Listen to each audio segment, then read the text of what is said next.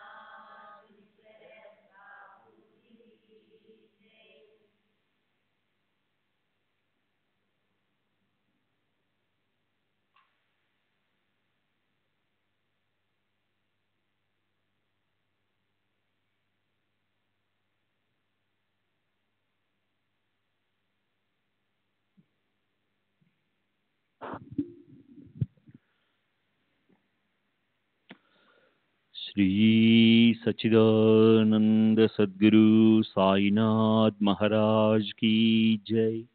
सद्गुरु श्री साईनाथ शरद बाबूजी की जय। శ్రీ సాయినాథాయ నమః. శ్రీ సాయిబాబా సత్య చరిత్ర 5వ అధ్యాయం నిన్నటి తరువాయి.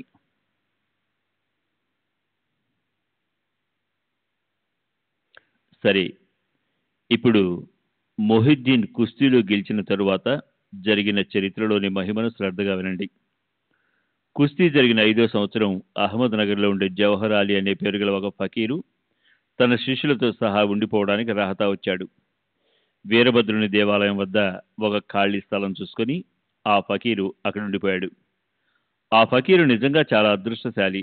లేకపోతే అంతగా ప్రసిద్ధి చెందిన సాయి లాంటి గొప్ప శిష్యుడు అతనికి ఎలా లభిస్తారు? గ్రామంలో చాలా మంది ప్రజలున్నారు. అందులో చాలా మంది క్షత్రియులున్నారు. అందులో బగు సదాఫల్ అనే పేరు గల ఒక వ్యక్తి అతనికి సేవకుడయ్యాడు. ఫకీరు గొప్పగా చదువు సంధ్యలున్నవాడు. అరచేతిలో ఉసిరికాయలాగా ఖురాన్ షరీఫ్ అతనికి కంట తావచ్చు. స్వార్థ పరమార్థాలను వాంఛించేవారు, భావికులు అయిన అనేక మంది ప్రజలు అతని చరణాలను ఆశ్రయించారు.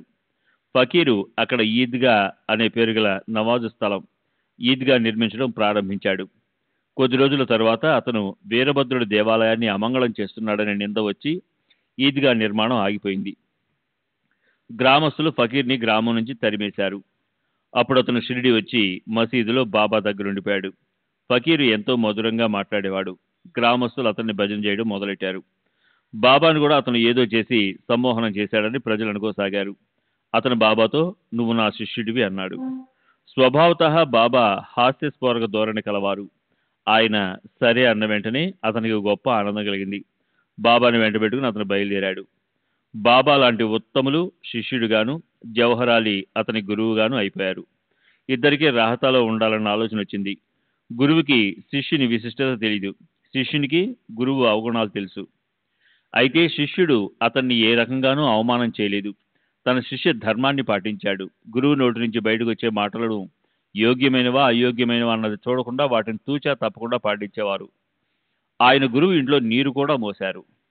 ఆ ప్రకారంగా నడిచింది బాబా గురుసేవ. షిరిడికి ఏదో ఒక సమయంలో ఆయన వస్తూ ఉండేవారు. అలా పదే పదే జరగసాగినప్పుడు ఏమైందో చూడండి. తర్వాత బాబా రహతాలోనే ఉండసాగారు. బాబా ఫకీర్కి ఎంతగానో అంటుకుపోయారు. షిరిడికి దూరమైనారనే అందరికీ అనిపించింది. గ్రామస్తులకు జవహర్ అలీ తన యోగ సామర్థ్యంతో సాయిబాబాను కట్టిపడేశాడని అనిపించింది. అయితే సాయిబాబా చాతుర్యం వేరుగా ఉంది. ఆయన తమ దేహాభిమానాన్ని దగ్ధం చేశారు. సాయిబాబాకు అభిమానం ఎక్కడి నుంచి వచ్చింది అని శ్రోతలు సహజంగానే తర్కం చేయవచ్చు. అయితే ఈ ఆచరణ లోకంలో ఓ ఆదర్శం నెలకొల్పడం కోసమే. ఆయన అవతరించడానికి కారణం అదే. షిరిడిలో బాబాను ప్రేమించే భక్తులకు బాబా అంటే ఎంతో ప్రాణం. వారికి బాబాకు దూరంగా ఉండడం అయోగ్యం అనిపించింది. జవహర్లాల్కి పూర్తిగా ఆధీనులైన ఆయన్ని చూసి గ్రామస్తుల మనసు ఉద్విగ్నమైంది. ఆయన్ని తమ ఇచ్ఛానుసారం నడుచుకునేట్లు ఎలా చేసుకోవాలి అన్న ఆలోచనలో వారు తలమునకలైపోయారు. బంగారము దాని మెరుగు లేదా దీపము దాని వెలుగులా అయిపోయిందా గురు శిష్యుల పరిస్థితి. ఆ ఇద్దరి ఐక్యత కూడా అలాగే ఉంది. అప్పుడు ఆ షిరిడిలోని భక్తులు రహతాలోని ఈద్గా దగ్గరికి వెళ్ళారు. గొప్ప ప్రయత్నం చేసి ఎలాగోలా బాబాను తీసుకుని తిరిగి రావాలని అందరూ పథకం వేసుకున్నారు. కానీ బాబా వారికి అందుకు వ్యతిరేకంగా చెప్పారు. ఆయన ఫకీరు కోపిష్టివాడు, అతని జోలికి పోకండి. అతను నన్ను ఎప్పటికీ విడవడు. మీరు ఇక్కడి నుంచి తిరిగి వెళ్ళిపోండి. అతను ఇప్పుడే ఊరి నుంచి వచ్చేస్తాడు, మిమ్మల్ని అవమానిస్తాడు. అతని క్రోధాన్ని భరించలేము. అతని కోపం మహా కఠినం. ఇప్పుడు వచ్చాడంటే కోపంతో మండిపడతాడు. మీరు వెంటనే ఇక్కడి నుంచి వెళ్ళి షిరిడి దారి పట్టండి అన్నారు. భక్తులు బాబా ఏమో ఇలా వ్యతిరేకంగా మాట్లాడుతున్నారు, ఇప్పుడు ఏం చేయాలనుకున్నారు. ఇంతలో హఠాత్తుగా ఆ ఫకీరు రాని వచ్చాడు.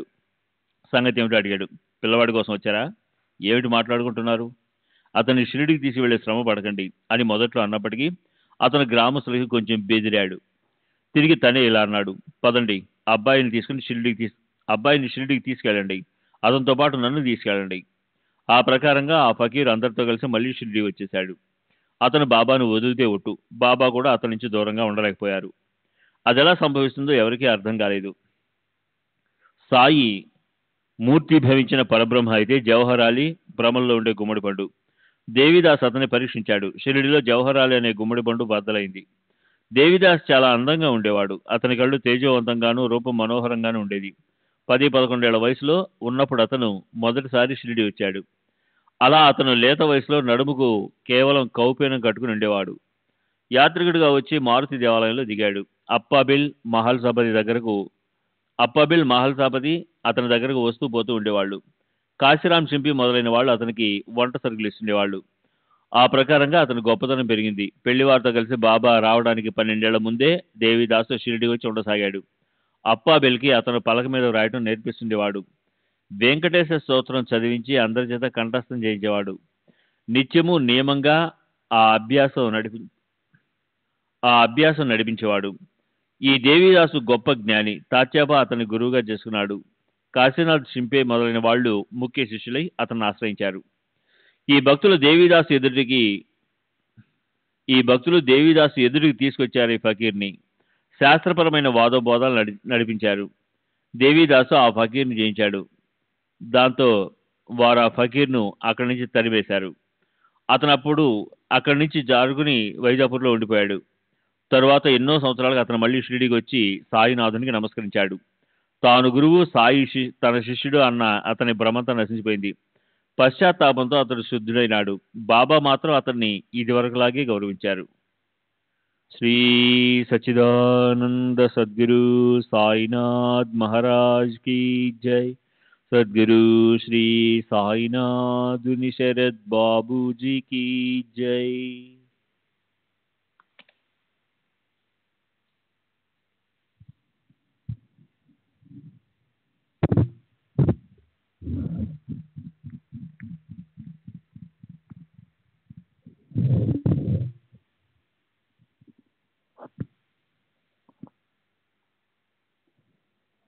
అలా బాబా లీలలు చాలా లోతైనవి.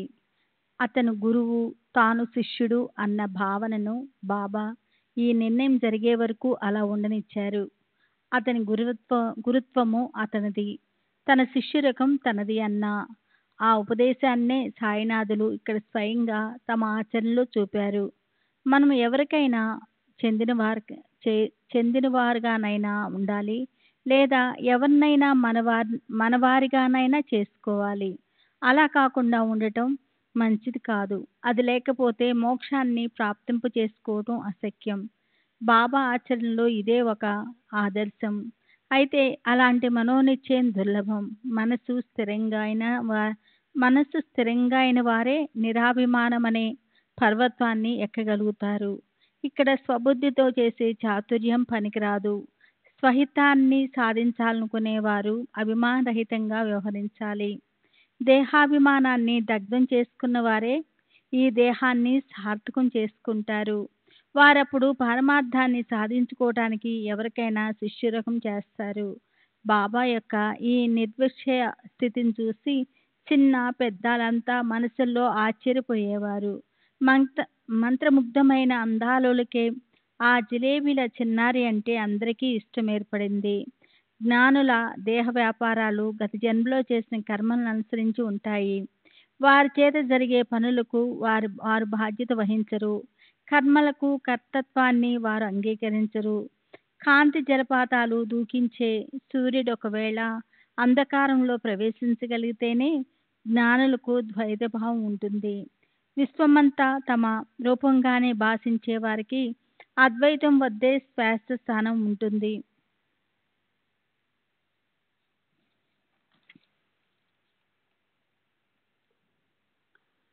ఈ గురు శిష్యుల ఆచరణ గురించి సాయినాథులు పరమభక్తుడు మహల్సాపతి చెప్పగా నేను సంపూర్ణంగా యథాతథంగా మీకు వినిపించాను.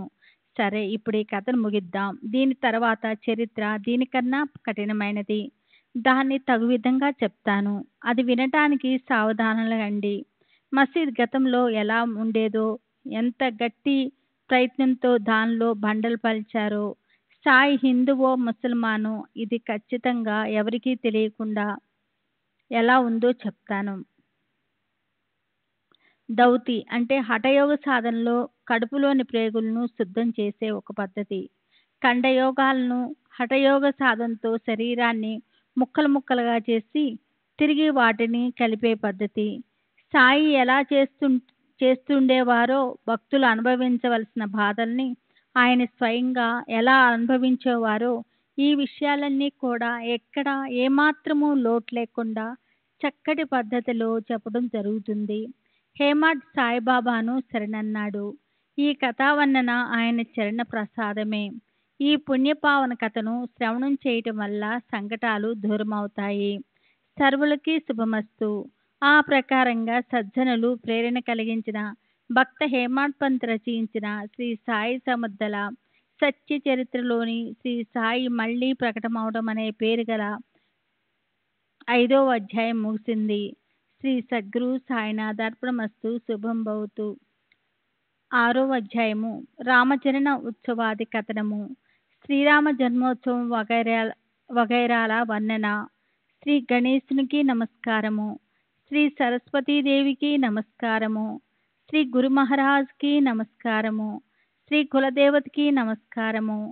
శ్రీ సీతా శ్రీరామచంద్రులకి నమస్కారము. శ్రీ సద్గురు సాయినాథునికి నమస్కారము. పరమార్థాన్ని ప్రాప్తం చేసుకోవాలనుకునేవారు కానీ, లేదా సంసారంలోని సకల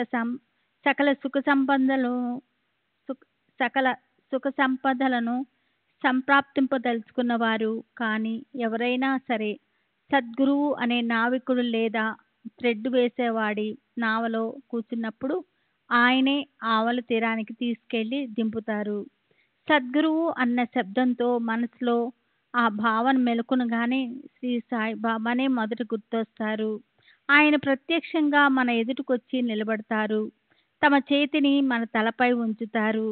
దునిలోని విభూతితో పాటు ఆశీర్వాదపూర్వకంగా ఆ చేతిని శిరస్సు మీద పెట్టగానే అంతఃకరణ స్వానందంతో ఎగిసిపడుతుంది. కళ్ళ నుంచి ఉబికిన ప్రేమ కనురెప్పలు దాటి వరదలై ప్రవహిస్తుంది. గురు హస్తస్పర్శలోని కుశలత ఎంత అద్భుతమంటే ప్రళయాగ్నిలో కూడా దగ్ధం కాని సూక్ష్మదేహాన్ని, లింగదేహము, వాసనాయుక్త శరీరము, మనస్సు, బుద్ధి, 10 ఇంద్రియాలు, పంచప్రాణాలు, ఈ 17 తత్వాలతో ఉంటుంది దేహం. దాన్ని దగ్ధం చేస్తే ఆ జీవుడికి పునర్జన్మ ఉండదు. ఆ హస్తస్పర్శ దహించి భస్మం చేస్తుంది.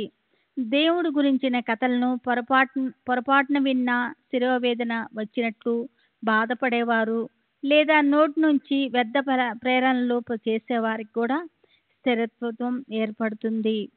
బాబా తమ కమల సుమ దళం లాంటి చేతిని తల మీద పెట్టడంతోనే అనేక జన్మల నుంచి సంతరించుకున్న అంటే ఫలమివ్వటానికి యోగ్యంగా తయారైన పాపాలు ప్రక్షాళనం అయిపోయి సాయి యొక్క ప్రేమిక భక్తులు పవిత్రులవుతారు. అనురాగ అరవిందాలు వెదజల్లుతూ సౌందర్యంతో తొణికిసలాడే అందమైన బాబా రూపాన్ని చూసి కంఠం పూడుకుపోతుంది. కళ్ళ నుంచి ఆనందాశ్రువులు వెల్లువలై ప్రవహిస్తాయి. హృదయంలో అష్ట సాత్విక భావాలు అంటే 8 రకాలుగా ఉండే మనసు యొక్క అవస్థలు చెమట పట్టటము, స్తబ్దమవటము, దేహము రోమాంచమవటము, కంఠము పూడుకుపోవటము, శరీరము కంపించటము, దేహము రంగు మారిపోవటము, కళ్ళ నుంచి ఆశ్రువులు ప్రవహించటము, స్పృహ తప్పటం ప్రకటమవుతాయి. నేను అంటే అదే పరమేశ్వరుడు, సోహం అయి ఉన్నాను అనే వృత్తి మేలుకుంటుంది. స్వానందం ప్రకటం కాబడుతుంది. నేను నువ్వు అన్న భావం ఎక్కడికక్కడ కరిగిపోతుంది. ఐక్యతతో అద్వైత భావం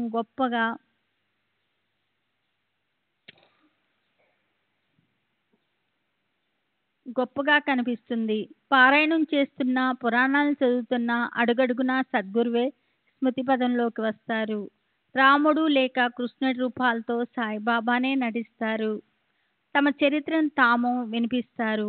ఏకనాథ్ భాగవతం వినటానికి కూర్చుంటే నకీసికి పర్యంతము శ్రీకృష్ణుల అయి సాయియే భక్తుల హితాన్ని సాధించడం కోసం ఉద్ధవగీతను శ్రీకృష్ణుడు యాదవకులంలోని తమ సకుడు మంత్రి అయిన ఉద్ధవుడికి అవతార సమాప్తికి ముందు చేసిన ఉపదేశం గానం చేస్తున్నట్లు అనిపిస్తుంది.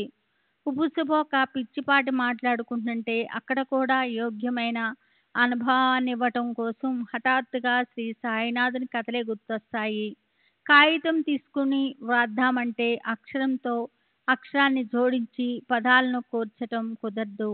అయితే ఆయనే సాయియే తమ సామర్థ్యంతో వ్రాయించినప్పుడు మనం వ్రాయలేనంత అంటే మన శక్తికి మించి ఆయన వ్రాయిస్తారు.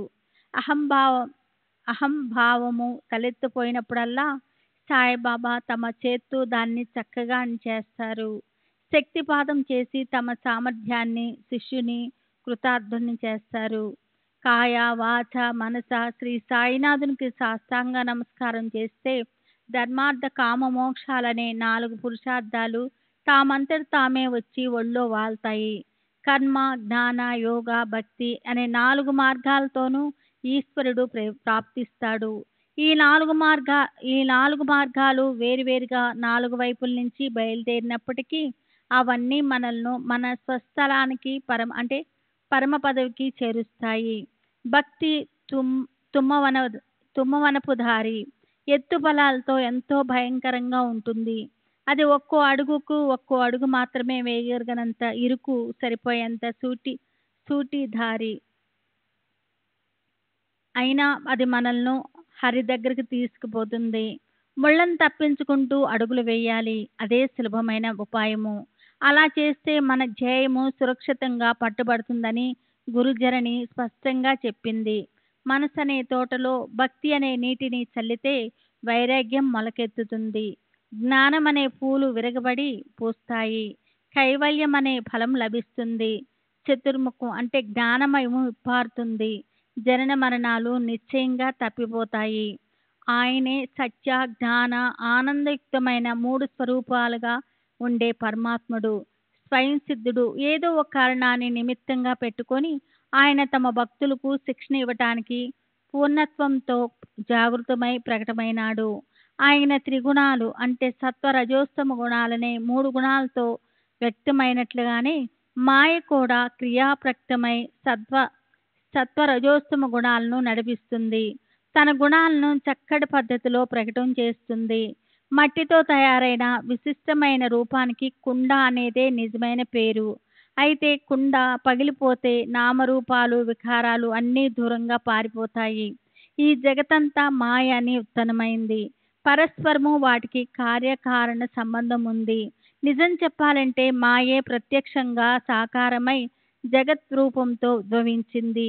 జగత్తుకి ముందు మాయ ఆకారం లేదు. పరమాత్మ స్వరూపంలో అది లీనమై ఉంటుంది.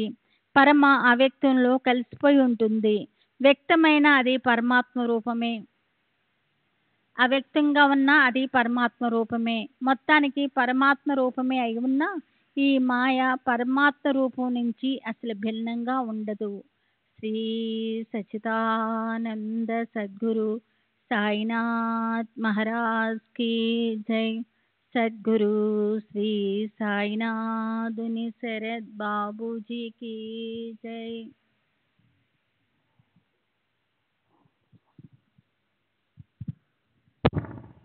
శ్రీ సచ్చిదానంద సద్గురు సాయినాథ్ మహారాజ్ की जय. సద్గురు శ్రీ సాయినాథుని శరద్ బాబూజీ की जय. మాయ తమోగుణం నుంచి జడ పదార్థాలను సృష్టిస్తుంది. ఈ మొదటి క్రియ పూర్తయింది.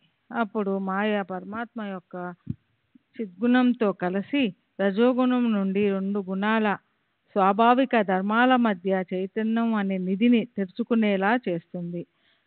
తరువాత మాయ యొక్క సత్వగుణంతో బుద్ధిత్వం ఉత్పన్నమవుతుంది. అందులో పరమాత్మ యొక్క ఆనంద గుణం మిళితమైనప్పుడు ఆట సంపూర్ణతను సంతరించుకుంటుంది. ఈ ప్రకారంగా మాయ మహావికారి.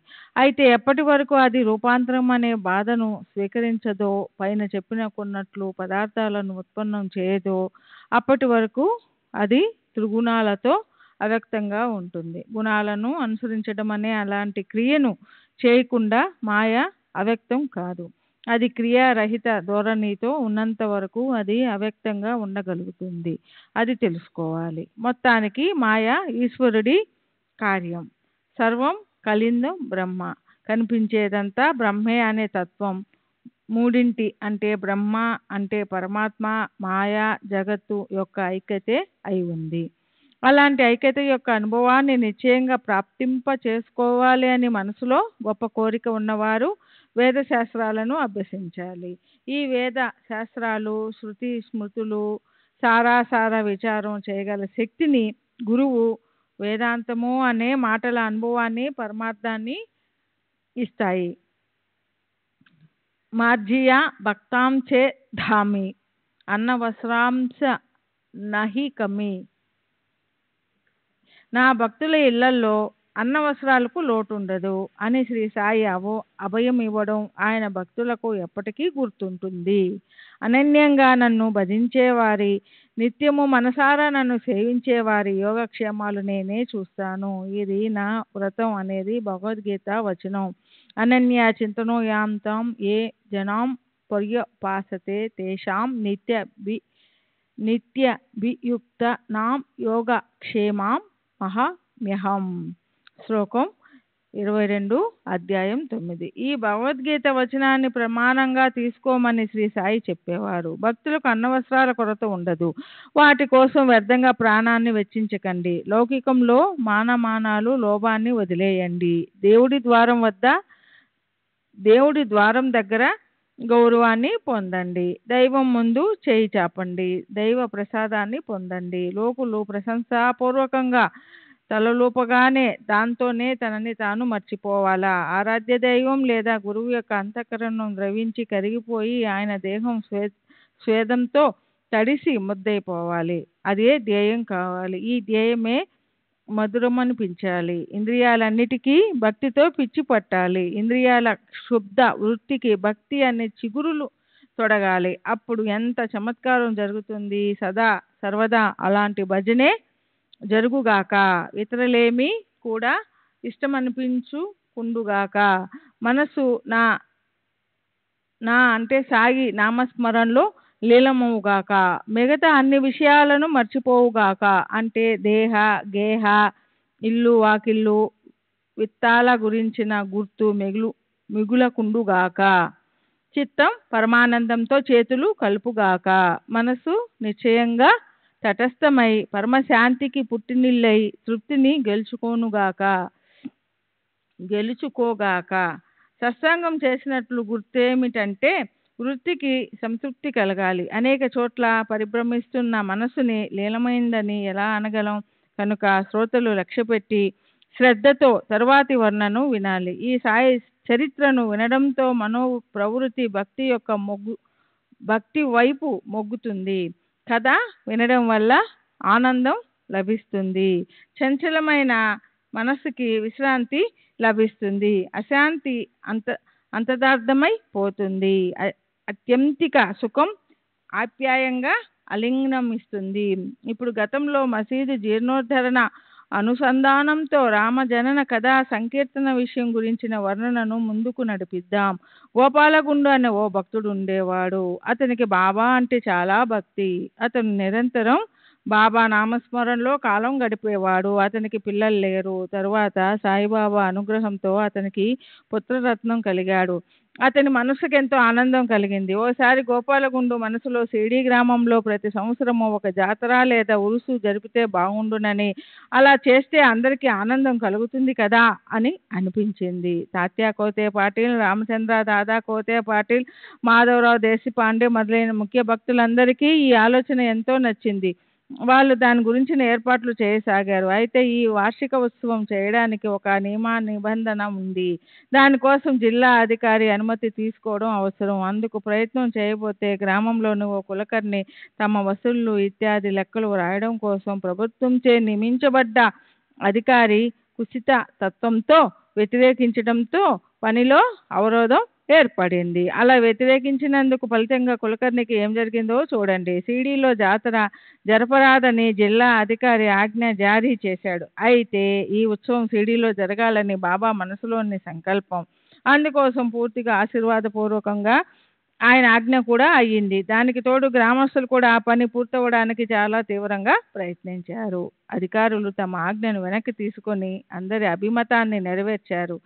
అప్పుడు బాబా సమ్మతితో రామనవమి రోజున జాతర ఏర్పాటు చేశారు. తాత్యా కోతే దానికి కావాల్సిన ఏర్పాట్లు చూశాడు. జాతరకు విపరీతంగా జనం రాసాగారు. ఆ శ్రీరామనవమి రోజునే భజన పూజల సమారంభంతో తాళాలు బాజా భజంత్రీలతో జాతరలకు అన్ని వైపుల నుంచి అపారంగా జనులు రావడం మొదలెట్టారు. ప్రతి సంవత్సరము మిలమిలా మెరిసే 2 వినూత పతాకాలను ఎంతో సమారంభంగా ఊరేగింపుతో మసీదు శిఖరానికి అమర్చేవారు. చివరికి అక్కడే దాన్ని పాతేవారు. అందులో ఒకటి నిమోన్కర్ది, రెండవది దాము అన్నది. అలా 2 పథకాలు అట్టహాసంగా ఊరేగింపుతో వచ్చేవి. మసీదు శిఖరం పైన ముచ్చటగా అవి రెపరెపలాడుతూ ఉండేవి.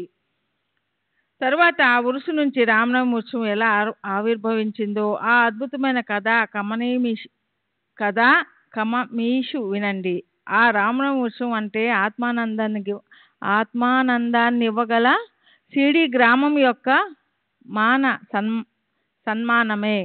శక సంవత్సరం 1833లో రామనవమి మొదటిసారిగా జరిగింది. అది ఉరుసు నుంచి ఉద్భవించింది. అప్పటి నుంచి అది నిరాటకంగా అలా సాగిపోతూనే ఉంది. ప్రఖ్యాతి చెందిన క్రీస్తుశేషులు కృష్ణ, జాగేశ్వరరావు, భీష్మ హృదయం నుంచి ఈ భావన ఉదయించింది. రామజన్మోత్సవాన్ని మొదలెట్టాలి, అది అందరికీ హితకరమవుతుందన్న ఈ ఆలోచన ఇతనికే వచ్చింది. అప్పటి వరకు కేవలం ఉరుసు ఉత్సవమే గొప్పగా జరుగుతూ ఉండేది. దాని నుంచే పవిత్రమైన ఈ రామ నవమి ఉత్సవం ఆ సంవత్సరం ఉదయించింది. శ్రీ సచ్చిదానంద సద్గురు సాయినాథ్ మహారాజ్ की जय. सद्गुरु श्री साईनाथ शरद बाबू जी की जय. श्री सच्चिदानंद सद्गुरु साईनाथ महाराज की जय. सद्गुरु श्री साईनाथ शरद బాబూజీకి జై. అప్పటి నుంచి అది నిరాఘాటంగా అలా సాగిపోతూనే ఉంది. ప్రఖ్యాతి చెందిన క్రీసే కృష్ణ, జోగేశ్వర్, భీష్మ హృదయం నుంచి ఈ భావన ఉదయించింది. రామజన్మోత్సవాన్ని మొదలుపెట్టాలి, అది అందరికీ హితకరం అవుతుందన్న ఈ ఆలోచన ఇతనికే వచ్చింది. అప్పటి వరకు కేవలం ఉరుసు ఉత్సవమే గొప్పగా జరుగుతుండేది. దాని నుంచే పవిత్రమైన ఈ రామనవమి ఉత్సవం ఆ సంవత్సరం ఉదయించింది. ఒకసారి వాడాలో భీష్మ ప్రశాంత చిత్తంతో కూర్చొని ఉన్నప్పుడు కాకా మహాజని పూజా సామగ్రితో మసీదుకు వెళ్లేందుకు సిద్ధమైనాడు. మనసులో ఓ పక్క సాయి దర్శనం చేసుకోవాలనే కోరిక, దాంతోపాటు ఉరుసు ఉత్సవం మీద సరదాతో కాక ఆ ఉత్సవం కోసం ఒకరోజు ముందే షిరిడీకి వచ్చేశాడు. మంచి సమయం చూసుకుని భీష్మ కాకాని, నా మనసుకి ఓ మంచి ఆలోచన వచ్చింది, నాతో సహకరిస్తావా? ఇక్కడ ప్రతి సంవత్సరం ఉరుసు జరుగుతుంది కదా, రామనవమి కూడా అదే రోజున వస్తుంది. రామ జన్మోత్సవం జరుపుకోవడానికి ఈ అవకాశం అనాయాసంగా వచ్చినట్లే కదూ. కాకా మహాజనికి ఈ ఆలోచన నచ్చింది. బాబా అనుమతి తీసుకో, ఆయన అనుమతి మీదే అన్నీ ఆధారపడి ఉన్నాయి, పని జరగడానికి ఆలస్యమేమీ ఉండదు అన్నాడు అతను. అయితే మరి ఉత్సవానికి హరికథ అవసరం కదా అన్న ప్రశ్న తలెత్తింది. ఆ పల్లెటూరులో హరిదాసు కీర్తనాకారుడు ఎక్కడా దొరకలేదు. ఆ అవాంతరం అడ్డొచ్చింది. భీష్మ, సంకీర్తన నేను చేస్తాను, నువ్వు హార్మోనియం మీద స్వరం వాయించు, రాధాకృష్ణాబాయి సొంటిపొడి ప్రసాదం తయారు చేస్తుంది, పదండి బాబా దగ్గరకు పోదాం. శుభకార్యం విషయంలో ఆలస్యం చేస్తే ఏదో ఒక అవాంతరం ఎదురొస్తుంది. శుభకార్యానికి శీఘ్రతను మేళవిస్తే పని దానంతటదే అయిపోతుంది. పద, మనం ఇప్పుడు హరికథా సంకీర్తన చేయడానికి అనుమతి తీసుకునేందుకు వెళదాం అనుకొని వాళ్ళిద్దరూ వెంటనే మసీదుకి వచ్చేశారు. కాకా పూజ ప్రారంభించగానే బాబానే ఇలా అడిగారు, వాడాలో ఏం జరుగుతోంది? కానీ కాకాకి ఆ ప్రశ్న అర్థం కాలేదు. అప్పుడు వెంటనే బాబా అదే ప్రశ్నను మరో రకంగా భీష్మను అడిగారు. ఏమిటి, ఈ పెద్ద మనిషి ఏమంటున్నాడు? అప్పుడు కాకాకి గుర్తొచ్చింది. అతడు తన మనసులోని ఆలోచనను చెప్పాడు. బాబా మనసుకి ఆ ఆలోచన నచ్చింది. ఉత్సవం చేయాలని నిశ్చయమైపోయింది. మర్నాడు ఉదయాన్నే బాబా లేండీకి వెళ్ళడం చూసి సభామండపంలో ఊయల కట్టి సంకీర్తన ఏర్పాటు మొదలుపెట్టారు. తర్వాత సరిగ్గా సమయానికి శ్రోతలు కూడా వచ్చేశారు. బాబా కూడా లేండి నుండి వచ్చేశారు. కాకా హార్మోనియం ముందుకి వచ్చి కూర్చున్నాడు. ఇంతలో బాబా అతన్ని పిలిచారు. బాబా మిమ్మల్ని పిలుస్తున్నారు అన్న మాటలు వినగానే కాకా గుండె గుబేలు మంది. ఏమై ఉంటుంది, ఏం జరిగిందో తెలియడం లేదు. కీర్తన రసాభాస కాదు కదా. బాబా పిలుపు విన్న కాకాకి పై ప్రాణాలు పైనే పోయాయి. బాబాకి కోపం ఎందుకు వచ్చింది? సంకీర్తన అసలు నిరాఘాటంగా సాగుతుందా? కాకా తడబడుతూ మొరాయించే అడుగుల్ని ముందుకేస్తూ వెనక్కి తిరిగి చూస్తూ భయంగా మసీదు మెట్లు ఎక్కసాగాడు. అడుగులు భారంగా పడుతున్నాయి. కాకా బాగా చింతాగ్రస్తుడైపోయాడు. బాబా అతన్నిలా అడిగారు, ఆ ఊయలెందుకు కట్టారు ఇక్కడ? కాకా జరిగిన కథ ఉత్సవం చేయాలన్న ఆలోచన వివరంగా చెప్పాడు. అది విని బాబా ఆనందించారు. తరువాత బాబా అక్కడే సమీపంలో ఉన్న నింబారు నుంచి గూడు ఒక అందమైన పూలదండ తీసి కాకా మెడలో వేశారు. మరొకటి భీష్మ కోసం కూడా ఇచ్చారు. ఊయల గురించి బాబా ప్రశ్నించినప్పుడు అందరిలో గొప్ప చింత ఉత్పన్నమైంది. అయితే ఆ దండ అతని మెడలో పడగానే అందరి చింత ఆనవాళ్ళు లేకుండా పారిపోయింది. అసలే భీష్మ బహుశ్రుతుడు, అనేక విషయాల మీద పుష్కలంగా జ్ఞానం ఉండటం, వివిధ కథా పారంగతుడు కాబట్టి హరికథ సంకీర్తన రసాభరితంగా అయింది. శ్రోతల ఆనందం నింగి అంచులు దాటింది. బాబా ముఖంలో కూడా ప్రసన్నత చిందులేసింది. అనుమతి ఎలా ఇచ్చారో అదేవిధంగా హరికథా సంకీర్తన భజనలతో ఉత్సవాన్ని కూడా అలాగే పూర్తి చేయించారు. రామ జనన సమయంలో బాబా కళ్ళల్లో ఎలా పడిందో కానీ గులాల్ పడింది. కౌసల్య మందిరంలో శ్రీరాముడు ప్రకటమవడానికి బదులు బాబా నరసింహ రూపంలో ప్రకటమైనారు. గులాల్ అనేది కేవలం ఒక మిష. రామజననానికి ఆయన ఆవేశపూరితులు అయినారు. ఇప్పుడు అహం అనే రావణుడు నశిస్తాడు. దుర్వృత్తి అనే రాక్షసుడు చనిపోతాడు. బాబాకి విపరీతంగా కోపం వచ్చింది. ఇక చెప్పేదేముంది, ప్రత్యక్షంగా నరసింహ రూపమే. తిట్లు శాపనార్థాలు మొదలయ్యాయి. అవి కుండపోతగా వర్షించాయి. రాధాకృష్ణాబాయి ఊయల ముక్కలైపోతుందేమోనని మనసులో కంగారు పడింది. ఆమెకి దాన్ని ఎలా రక్షించాలా అనే చింత పట్టుకుంది. విప్పండి, వెంటనే విప్పేసేయండి అని ఆమె వెనక నుంచి అదే పనిగా కేకలు పెట్టడం వల్ల కాక ఆ ఊయలను విప్పడానికి ముందుకు జరిగాడు. బాబాకి పట్టరానంత కోపం వచ్చి కాకా మీదకి పరిగెత్తి వెళ్ళారు. అప్పుడు ఊయల విప్పే పని అలాగే ఉండిపోయింది. బాబా కూడా శాంతించారు. తరువాత మధ్యాహ్నం వేళ దాన్ని విప్పేందుకు అనుమతి అడిగినప్పుడు బాబా ఆశ్చర్యంతో ఇలా అన్నారు, అప్పుడే ఊయలను ఎలా విప్పుతారు? ఇంకా దాని అవసరం ఉంది కదా. ఆ అవసరం కూడా ఎలాంటిది? సాయిబాబా మాటలు పొరపాటునో లేక ఉబుసుపోకో అన్నవి కావు. ఆలోచించిన మీద గుర్తొచ్చింది. ఉత్సవం ఇంకా పూర్తి కాలేదు. అప్పటి వరకు ఉత్సవం అయింది. అయితే తరువాతి రోజు గోకులాష్టమి, అలాగే శ్రీకృష్ణుడికి చెందిన వేరే ఉత్సవాల చివర భోజనము, ఆటలు ఇత్యాది సంబరాలు చేయడం అవనంత వరకు ఉత్సవం యథావిధిగా పూర్తయినట్లు కాదు. ఆ ప్రకారంగా మర్నాడు గోపాలకాల సంకీర్తన అయ్యాక ఉయ్యల విప్పడానికి బాబా అనుమతిచ్చారు. మరుసటి సంవత్సరం భీష్మ లేడు. సంకీర్తన కోసం బాళాబువ సాతార్ కర్ని రప్పించవలసి ఉంది. అయితే అతను కవాటే, సాంగ్లీ జిల్లాలోని ఒక గ్రామంలో రామనవమి ఉత్సవానికి ప్రతి సంవత్సరం వెళ్ళాలని నియమించబడి ఉండడం వల్ల అక్కడికి వెళ్ళాడు. శ్రీ సచ్చిదానంద సద్గురు సాయినాథ్ మహారాజ్ కీ జై. సద్గురు శ్రీ సాయినాథుని శరద్ బాబూజీ కీ జై.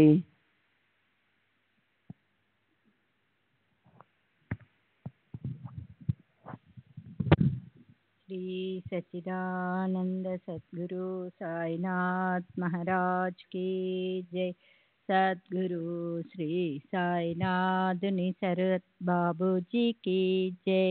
అందుకని కాకా మహాజని అర్వాచీన తుకా అని ప్రసిద్ధి చెందిన భక్తిభావం గల బాలాబువా అనే మరొక వ్యక్తిని తీసుకొచ్చాడు. అతని చేత ఉత్సవం జరిపించాడు. అతను కూడా దొరికి ఉండకపోతే కాకా మహాజనియే సంకీర్తనకి నిలబడవలసి వచ్చేది. దాసహను రచించిన రామనవమి ఆఖ్యానం అతనికి కంటతా వచ్చు. 3వ సంవత్సరం క్రీస్తు శకం 1913 బాలబువా సతార్కర్యే ఆ సమయానికి షిరిడీకి వచ్చాడు. అది ఎలా జరిగిందో శ్రద్ధగా వినండి.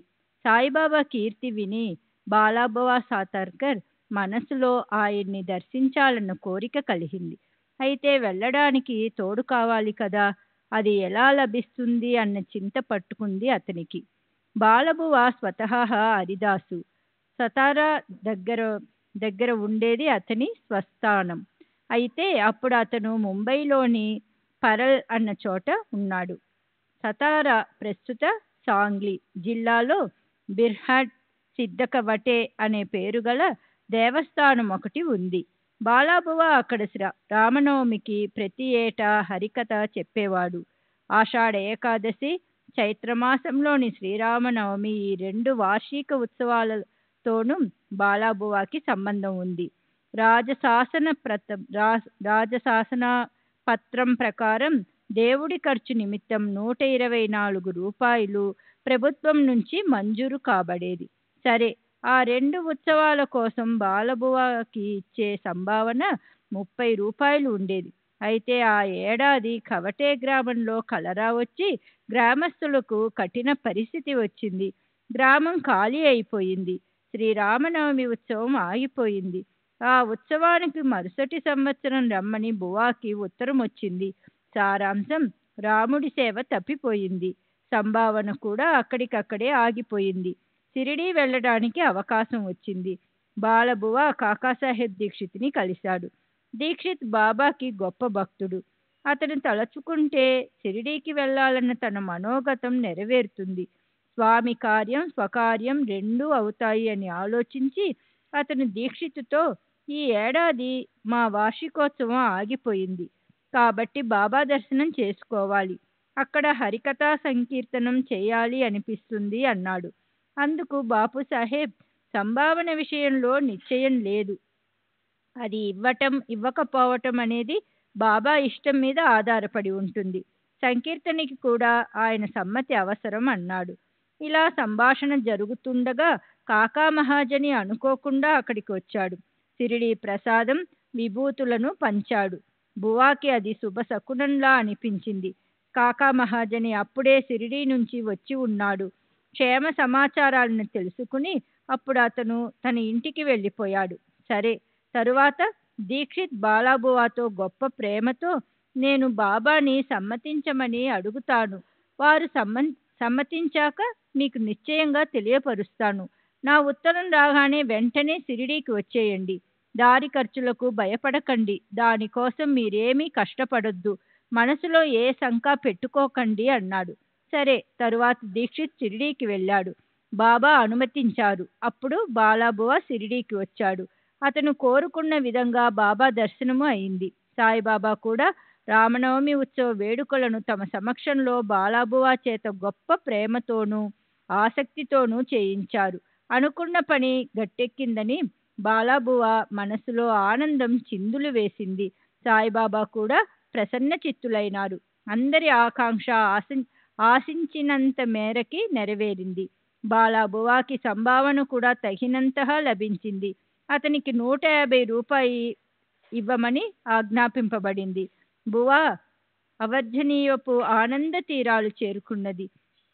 కవట్యాలో 5 సంవత్సరాలకి లభించేంత డబ్బు బాబా ఒక్క ఉత్సవంలోనే ఇచ్చారు. మరి బాలాబువాకి అపారంగా ఆనందం కలగకుండా ఎలా ఉంటుంది? అతడు బాబాకి కృతజ్ఞతలు చెప్పుకున్నాడు. సరే, తరువాత క్రీస్తు శకం 1913 తరువాత ఒకరోజు దాసగను షిరిడీ వచ్చాడు.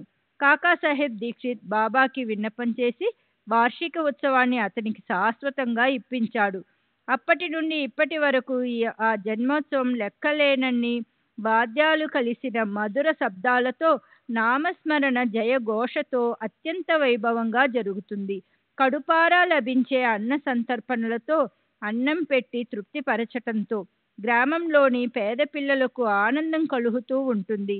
సమాధి మందిరపు మహాద్వారంలో మంగళవాద్యాల నాదంతో సాయినామ ఘోష గొప్ప హర్ష ప్రకంపనలు రేకెత్తిస్తుండగా ఆకాశమంతా నిండిపోతుంది.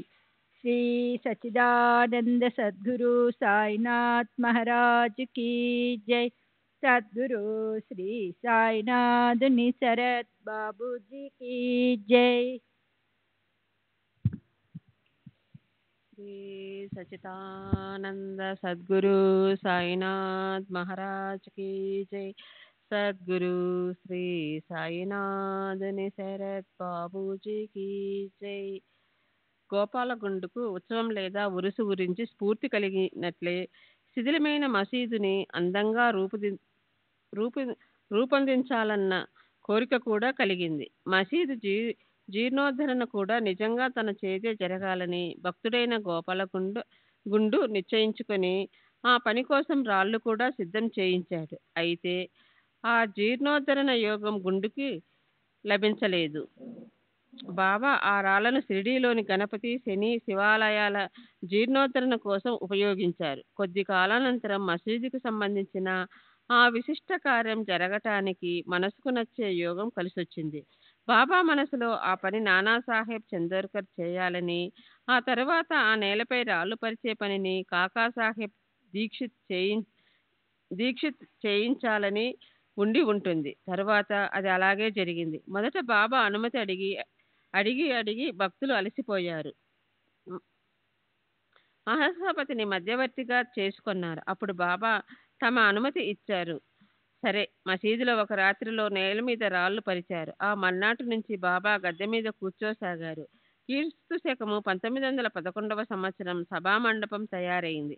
అయితే దానికోసం ఎంత ప్రచండ ప్రయాస, ఎంత ప్రయత్నం! నిజంగా అందరూ గజగజ వణికిపోయారు. ఆ పని కూడా అదే పద్ధతిలో, అదే రకమైన పరిస్థితిలో ఒకే రాత్రిలో భక్తులు చాలా కష్టపడి పూర్తి చేశారు. వాళ్ళు రాత్రిపూట ఎంతో ప్రయత్నంతో స్తంభాలను భూమిలో పాతటం, వాటిని పొద్దున్నే బాబా పీకేయటం, భక్తులు మళ్ళీ అదను చూసుకుని దానిలో రాళ్లు వేసి నింపటం, ఈ ప్రకారంగా భక్తులంతా అలసిపోయారు. అందరూ నడుం బిగించి పనిచేశారు. రాత్రినే పగలుగా చేసి ఎన్నో కష్టాలను సహించి తమ మనసులోని కోరికను నెరవేర్చుకున్నారు. అసలే ఆ ప్రాంగణం ఆరుబయలు. అక్కడ కొద్దిపాటి ఖాళీ స్థలమే ఉంది. సభామండపానికి ఇది చాలా యోగ్యమైన ప్రదేశమని కాకా దీక్షితుకు అనిపించింది. అందుకు అవసరమైనంత డబ్బును ఖర్చు పెట్టి మూడు దూలాలు కలిపి త్రికోణాకారంలో ఉండేలా రచించిన ఇనుప స్తంభాలను తెప్పించి బాబా చావడికి వెళ్ళిన సమయంలో ఆ పని చేశారు. భక్తులు రాత్రిని పగలుగా చేసి అతి ప్రయాసతో స్తంభాలు పాతటము, చావడి నుంచి తిరిగి వచ్చి రాగానే బాబా వాటిని పీకి పారేసే ప్రయత్నం చేయటం జరిగేది. శ్రీ సచ్చిదానంద సద్గురు సాయినాథ్ మహారాజ్ కి జై. సద్గురు శ్రీ సాయినాథ్ శరద్ బాపూజీకి జై. ఆ సందర్భంలో ఒకసారి బాబా విపరీతంగా కోపించారు. ఓ చేత్తో ఆయన తాత్య మెడ పట్టుకున్నారు. రెండో చేత్తో ఒక స్తంభాన్ని కదిలిస్తూ పీకటానికి ప్రయత్నించారు. కదిలించి దాన్ని వదిలి పడేశారు. అప్పుడు ఆయన కళ్ళు కనకనమండే అగ్నిగోళంలా గోచరించాయి. వాటిని ఎవరు చూడగలరు? అందరూ ధైర్యాన్ని సడలిపోయింది. అప్పుడు బాబా వెంటనే తమ జేబులో చేయి పెట్టి బయటకి ఓ రూపాయి తీసి దాన్ని కూడా అందులోనే విసిరివేశారు. అంతెందుకు, దాన్నే సుమూర్తంగా చేశారు. తిట్లని శాపనార్థాలని వర్షించారు. తాతయ్య కూడా ఏమిటి దుస్థితి, ఎందుకు ఇలా జరుగుతోంది అని మనసులో ఎంతో కలవరపడ్డారు. ఇది ఎందుకు ఇలా జరుగుతోందో ఏమిటి అపశకునాలు? తాతయ్య పాటలకు వచ్చిన ఈ కష్టాన్ని ఎవరు నివారిస్తారు అని గ్రామస్తులు కూడా ఎంతో ఆశ్చర్యపోయారు. మొదట బాగోజీ షిండే ధైర్యం చేశాడు. మెల్లమెల్లగా ముందుకు జరిగాడు. అతను కూడా ఆయన చేతికి చిక్కాడు. ఆయన అతని ఇష్టం వచ్చినట్లు చితకబాదారు. మాధవరావు కూడా ఆయన చేతికి చిక్కాడు. అతను కూడా ఇటుక దెబ్బల ప్రసాదం రుచి చూచాడు.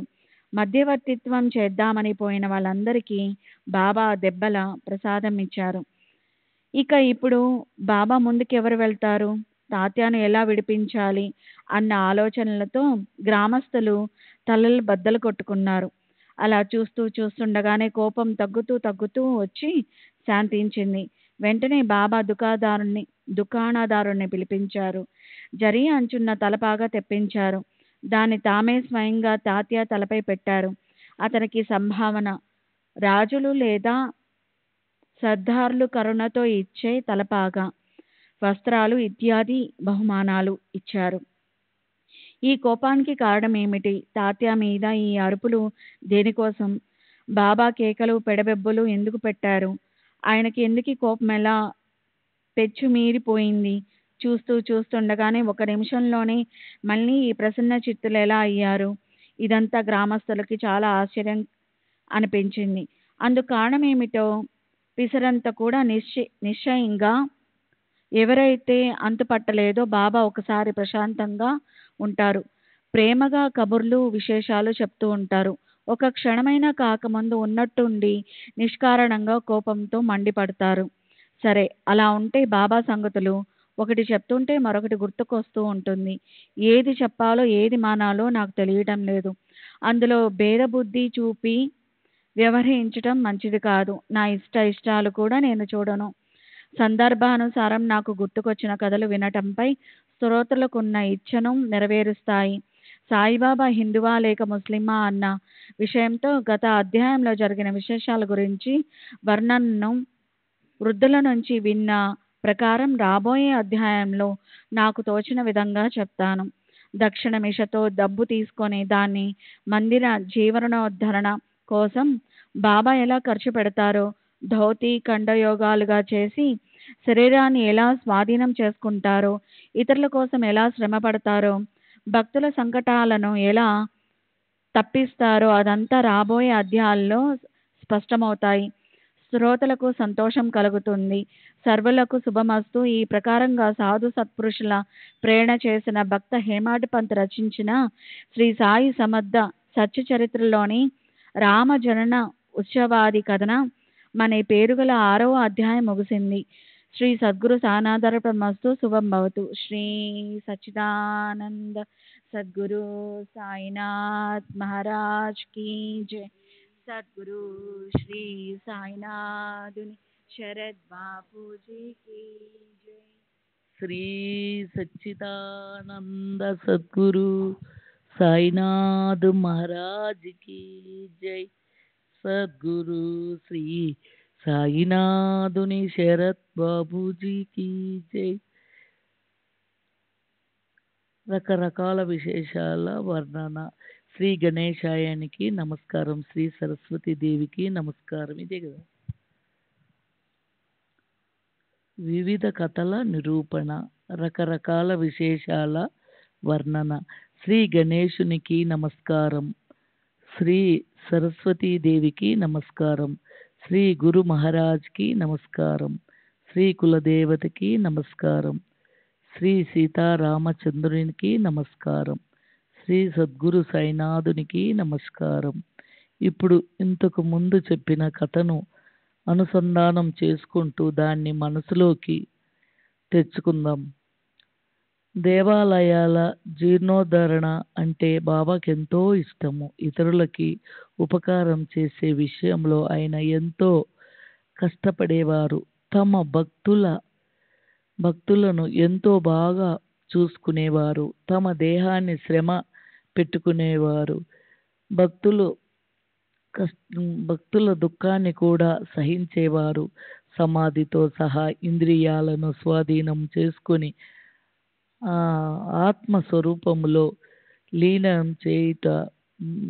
ఆత్మస్వరూపంలో లీనం చేయటం ఇది యోగలోని ఎనిమిదవది చివరిది అయిన మెట్టు. దౌతి ఖండయోగము మొదలైన ప్రయోగాలు చేసేవారు. చేతులు పాదాలు తల వేరుగా చేసి తర్వాత వాటిని మునుపటిలాగా కలిపేవారు.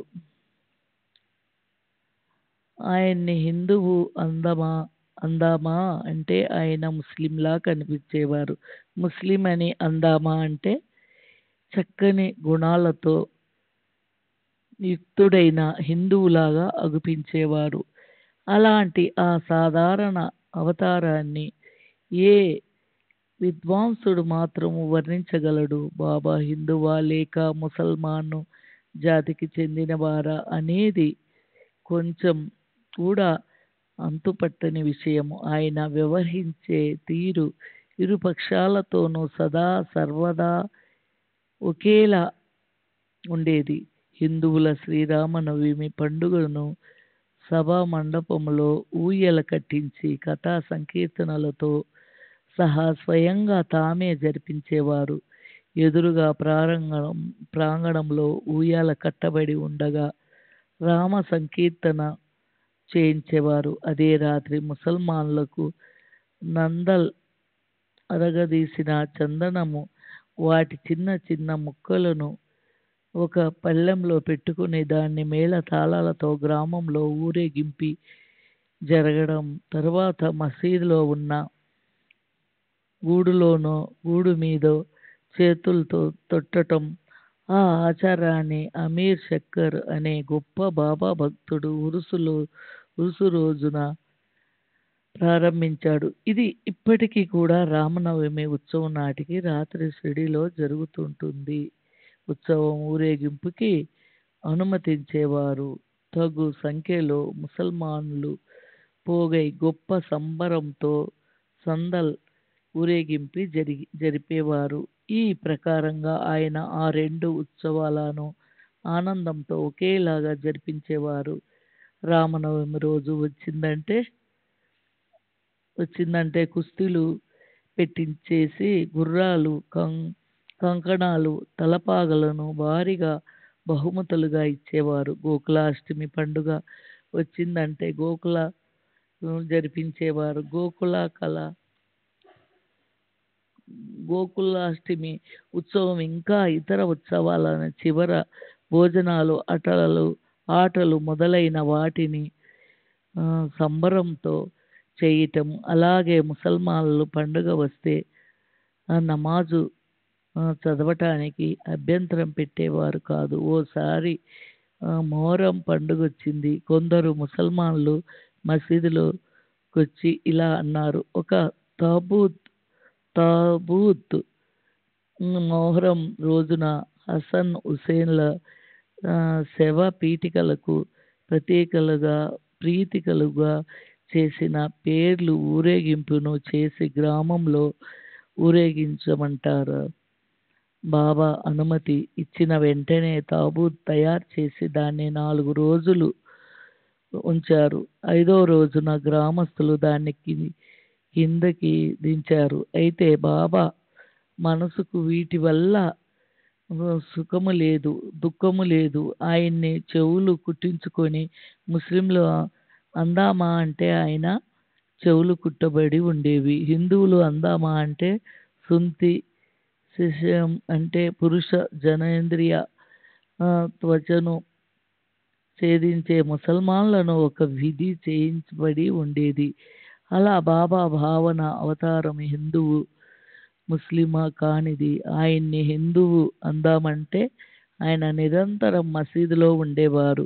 ముస్లిం అందామంటే మసీదులో అహోరాత్రులు అగ్ని ప్రజ్వలితూ ఉండేది. మసీదులో పిండి విసరటము, గంటని వదలు, శంకరావాలు, అగ్ని సంతర్పణము, అగ్నికి అన్నాన్ని ఆహుతిగా ఇచ్చి తృప్తి పరచటము, ఇవి ముసల్మాన్లకే ఉంటాయి. మసీదులో నిరంతరం భజన, అన్న సంతర్పణ, జనులకి భోజనం పెట్టి తృప్తి పరచటం జరిపి మసీదులో ఆర్యమిచ్చి దేవాదుకులకు సుగంధభరితమైన జలము అర్పించటం, అలాగే ఇవ్వటం, తమ చరణాలను పూజించనివ్వటం, ఇవన్నీ ముసల్మాన్లు చేస్తారా? అయినది మ్లేచ్ఛ, విదేశీ లేదా అవనా జాతి వారి గురించి అసాధారణంగా ఉపయోగించే శబ్దం జాతి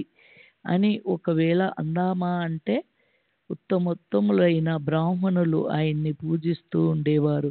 అగ్నిహోత్రులు ఉదయము, సంధ్యాకాలము అగ్నికి శాస్త్రోక్తంగా హోమం చేసి అగ్నిని నిరంతరము ప్రజ్వలిల్లు చేయటమే ప్రయత్నం పాటించే అత్యంత శ్రేష్ఠులుగా గుర్తించబడిన బ్రాహ్మణులు తమ ఆచారపై ఉన్న అభిమానాన్ని వదిలేసి సాష్టాంగ పడుతుండేవారు. అలా ఆశ్చర్యచకితులైన ప్రజలు ప్రత్యక్ష అనుభవాన్ని పొందటం కోసం వచ్చిన వారు కూడా అలాగే ప్రవర్తించేవారు. దర్శనం అయిన తర్వాత అందరూ మూగబోయేవారు. అరే, నిరంతరము శ్రీహరిని శరణాన్ని వారిని హిందువు అనో లేదో ముసల్మాను అనో ఎలా అనగలము? ఆయన శూతులు కాని అతి శూదులు కానీ లేదా జాతి లేని వారు కానీ అయితే మాత్రం ఏం జాతి అనేది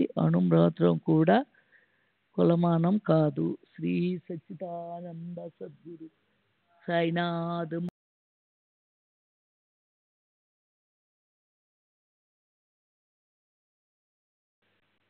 సద్గురు శ్రీ సాయినాథుని శరత్ బాబూజీకి జై.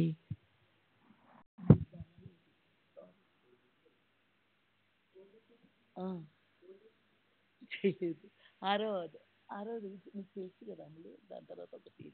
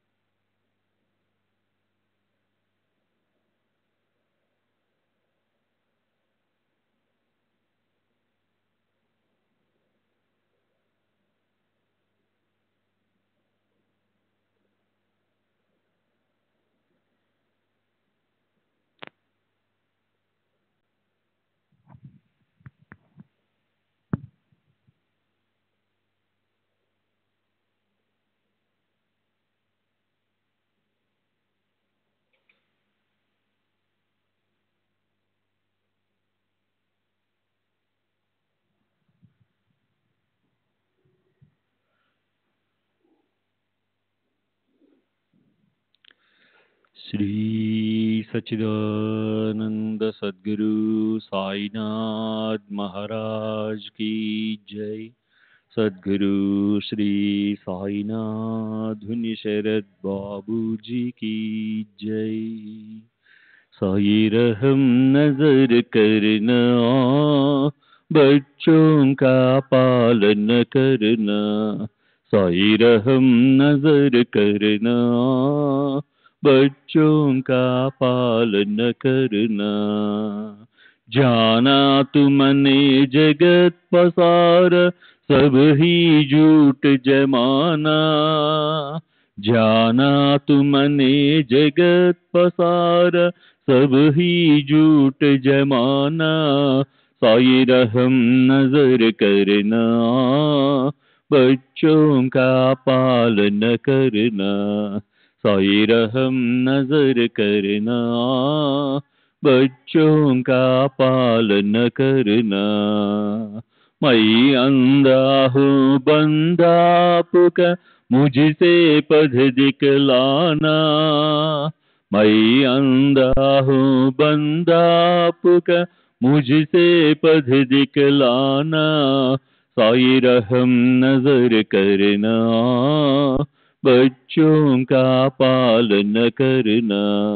साई रहम नजर करना, बच्चों का पालन करना। दासगण कहे अब क्या बोलूं, थक गई मेरी रसना। दासगण कहे अब क्या बोलूं, थक गई मेरी रसना। साई रहम नजर करना, बच्चों का पालन करना। साई रहम नजर करना, बच्चों का पालन करना। रहमो नजर करो अब मोरे साई, तुम बिना नहीं मुझे माँ बाप बाई। रहमो नजर करो मैं अंधा हूँ बंदा तुम्हारा मैं अंधा हूँ, बंदा तुम्हारा मैं ना जानू, मैं ना जानू, मैं ना जानू, अल्लाह इलाही रहमो नज़र करो, रहमो नज़र करो, अब मोरे साई तुम बिना नहीं मुझे माँ बाप बाई, रहमो नज़र करो, काली जमाना मैंने गमाया, काली जमाना मैंने गमाया, साथी आखिर का, साथी आखिर का, साथी आखिर का, तुम बिना कोई, रहमो नज़र करो, रहमो नज़र करो, अब मोरे साई तुम बिना नहीं मुझे माँ बाप बाई, रहमो नज़र करो, अपने मस्जिद का झाड़ू गड़ो है, अपने मस्जिद का झाड़ू गड़ो है, मालिक हमारे, मालिक हमारे, मालिक हमारे, तुम बाबा साई, रहमो नज़र करो, रहमो नज़र करो, अब मोरे साई तुम बिना नहीं मुझे माँ बाप बाई, रहमो नज़र करो। श्री सच्चिदानंद सद्गुरु साईनाथ महाराज की जय। सद्गुरु श्री साईनाथ निशरद बाबू जी की जय।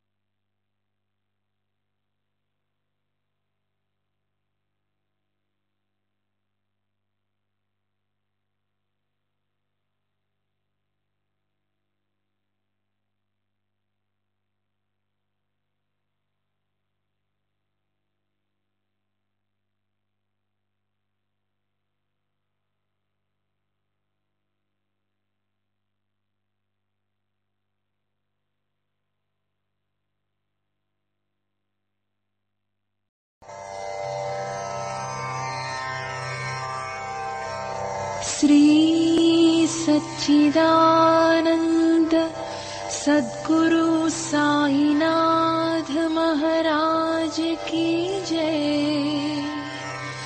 सद्गुरु श्री साईनाथुनि शरद बाबू जी की जय।